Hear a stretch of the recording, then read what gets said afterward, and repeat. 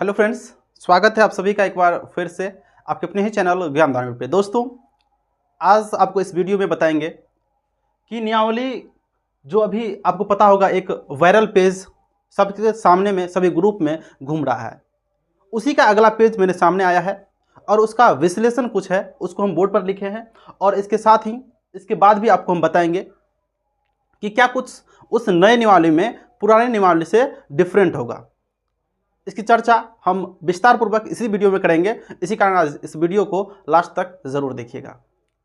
दोस्तों, इससे पहले आपको बता दें कि नियमावली आई नहीं, वैसे 24 को मोहर लगना था, लेकिन शिक्षा मंत्री के द्वारा ठगा गया है और ठगने का जो अंजाम है उसको भुगतना पड़ेगा। इसके लिए आपके साथ की ज़रूरत है। आपको पता होगा कि जो एक महाआंदोलन है, आंदोलन का डेट गठन किया जा रहा है। जो ही डेट का गठन किया जाता है आपके साथ हम शेयर करेंगे इसी चैनल के माध्यम से, तो आप ज़रूर से उस डेट को पहुंचिएगा आंदोलन में, ताकि फिर से जो बहाली का जो रूपरेखा है वह तैयार किया जाएगा। और बहाली अगर आ जाती है तो आप समझ सकते हैं कि अभी भी अगर बहाली आती है तो 7वीं चरण शिक्षक बहाली में सबका नौकरी होने का चांस बन रहा है। जैसा कि मैंने आपको पिछले वीडियो में बताया था कि कितने अभ्यर्थी अभी तक पास हैं और कम से कम कितना मेरिट जा सकता है। इसी को लेकर चलिए हम आगे डिस्कस करते हैं क्या कुछ अलग होगा जो 2020 की नियमावली थी, है ना, और जो 2023 की नियमावली आएगी, इसमें क्या कुछ आपको डिफरेंस देखने को मिलेगा, क्या कुछ अलग देखने को मिलेगा। बहुत सारा डिफरेंट है। 2020 का नियमावली जो छठे चरण का बहाली हुआ था 2011-12 की नियमावली पर हुआ था, उसमें बहुत सारी ऐसी गलतियां थी, है ना, जिसकी वजह से छठे चरण में बहुत से अभ्यर्थी का नियोजन नहीं हो पाया था। वह बस नियम और सेवा शर्त का, है ना, गलती था। उसी का लगभग कॉपी क्या था 2020 का नियमावली।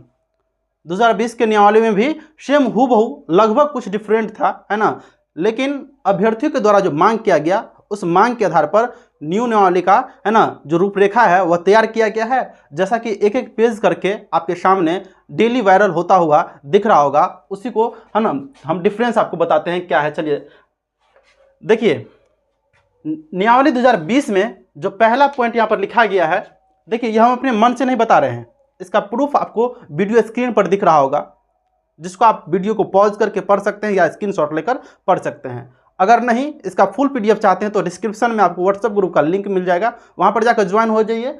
और इस प्रकार का छोटी बड़ी अपडेट सबसे पहले हम वहीं पर डालते हैं, आप वीडियो से पहले उस अपडेट को जान सकते हैं। देखिए 2020 का जो नियमावली है, इसके तहत विशेष शिक्षक प्रयोगशाला सहायक के नियुक्ति का कोई प्रबंध नहीं था। लेकिन 2023 का जो नियमावली है, इसके तहत विशेष शिक्षक प्रयोगशाला, है ना, सहायकों के नियुक्ति हेतु क्या है बोलिए तो प्रावधान है। अब आगे है जो दूसरा नंबर पर है, यह बहुत ही इंपॉर्टेंट है, इसी कारण हम इसको सेकंड नंबर पर ही लिखे हैं। देखिए आप सभी को पता होगा नियमावली का अर्थ अभी अभ्यर्थी एक ही समझ रहे हैं कि मेरिट बनने का प्रक्रिया क्या होगा। अगर नियमावली आती भी है तो सबसे पहले यही क्वेश्चन पूछेंगे कि मेरिट कैसे बनेगा। तो 60-40 है होगा कि पुराने वाले पर होगा, नया क्या आएगा उसका अभी किसी को आता पता नहीं है, किसी को नहीं पता है, यहाँ तक कि शिक्षा मंत्री को भी नहीं।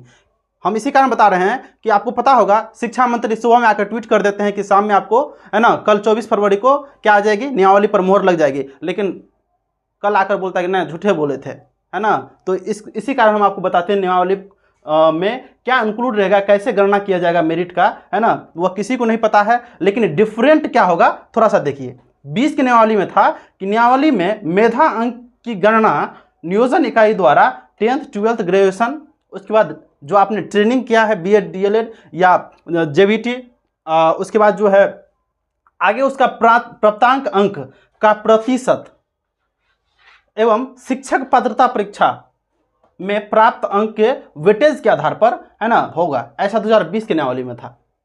लेकिन 2023 के नियमावली में क्या रहेगा आप देखिए, इसमें जिला स्तरीय संवर्ग होगा। यह बेहतर सेवा शर्त एवं शिक्षा विभाग का, है ना, प्रभावी नियंत्रण होगा। इसका अर्थ आपको बता दें साथियों सीधी भाषा में कि आपके पास जो नियमावली आएगी यह स्पष्ट कर दिया गया है पहले से कि नियमावली में आपको मेरिट बनने का प्रक्रिया का कोई भी चर्चा नहीं किया रहेगा। इसकी चर्चा जब विज्ञप्ति पब्लिश हो जाएगी, है ना, उसी के समय में एक विभाग के द्वारा लेटर निकाला जाएगा और उसमें सारा बात लिखा जाएगा कि आपका मेरिट जो है, मेधा अंक, वह किस प्रकार बनेगा। तो आप यह निश्चिंत हो जाइए कि नियमावली आती भी है तो उसमें क्या होगा बोलिए तो मेरिट बनने का प्रक्रिया नहीं लिखा रहेगा। ऐसा अभी सामने आया है, जो कि आपको स्क्रीन पर भी दिख रहा होगा, है ना, एक प्रूफ। आगे देखिए, नियोजन इकाई की संख्या इससे पहले, है ना, 2020 की नियमावली में इंक्लूड किया गया था 9222, जो कि छठे चरण में भी थी, है ना, उसी के आधार पर काउंसलिंग भी हुई थी। और आगे जो है इसमें नियोजन इकाई की जो संख्या रहेगी वह केवल 38, जो कि जिला वाइज होगी और बहुत ही बेहतर साबित होगा, है ना। आपको पता भी होगा कि अगर 38 नियोजन इकाई ही होगी तो आपको एक जगह जाकर काउंसलिंग कराने में बहुत ही क्या होगी बोलिए तो सुविधा होगी और बहुत से अभ्यर्थियों का नियोजन होने का चांस बनेगा। छोटा सा एग्जाम्पल आपको बताते हैं कि छठे चरण में क्यों अभ्यर्थी, है ना, 90,000 पर वैकेंसी आई थी और 42,000 का ही नियुक्ति हो पाया, आधा से अधिक का लगभग नियुक्ति नहीं हुआ। इसके पीछे का रीजन बस एक ही था, इसका नियम और सेवा शर्त जो स्टूडेंट के अकॉर्डिंग नहीं था, इसी कारण इतने अभ्यर्थी बचे और सीट भी खाली चली गई। तो इसी को लेकर जो भी संशोधन किया जा रहा है, नियमावली जो लेट से आ रही है, इसमें कुछ न कुछ कार्य चल रही है, लेकिन फिर भी अभ्यर्थी को गुमराह कर दिया जाता है। इसके पीछे कहीं ना कहीं शिक्षा विभाग और शिक्षा मंत्री के साथ साथ अन्य कई मंत्री इनके कारण हैं। आगे देखिए, विषयवार एवं नियोजन इकाई वार अलग अलग संवर्ग है। इससे पहले आपको 2020 के नियमावली में आपको विषयवार और नियोजन इकाई वार, नियोजन इकाई का अर्थ समझते हैं, नियोजन इकाई में 9222 जो नियोजन इकाई थी, मतलब जो नियोजन इकाई वार, है ना, अलग अलग संवर्ग थे।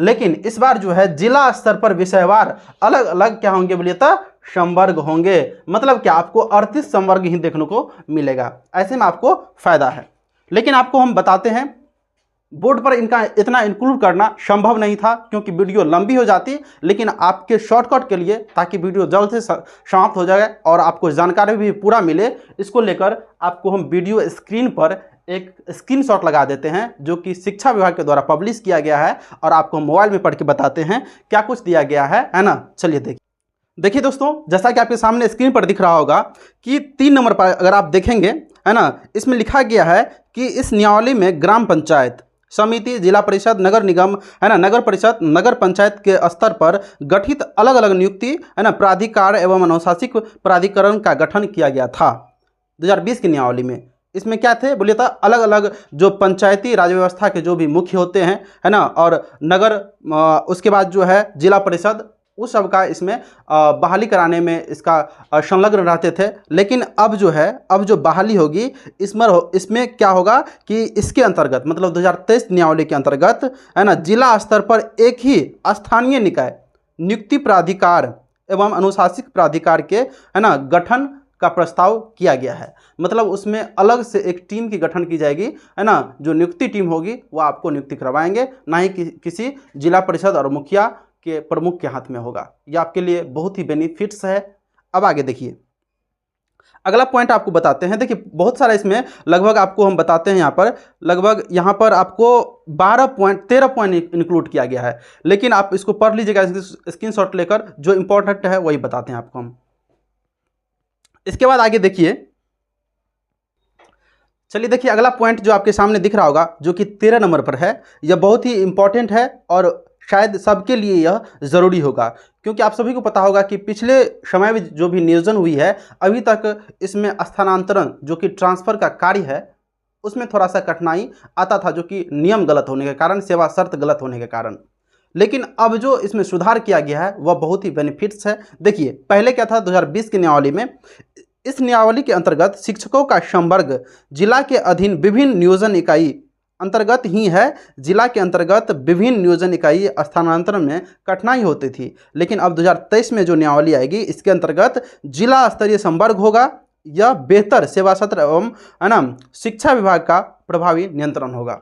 साथियों इसके अलावा जो भी इसमें पॉइंट्स लिखा गया है आप स्क्रीनशॉट लेकर पढ़ सकते हैं। आज की वीडियो में हम यहीं तक आपको बताते हैं। चलिए आज की वीडियो को यहीं पर अंत करते हैं, तब तक के लिए थैंक्स फॉर वॉचिंग। वीडियो में तक बने हैं तो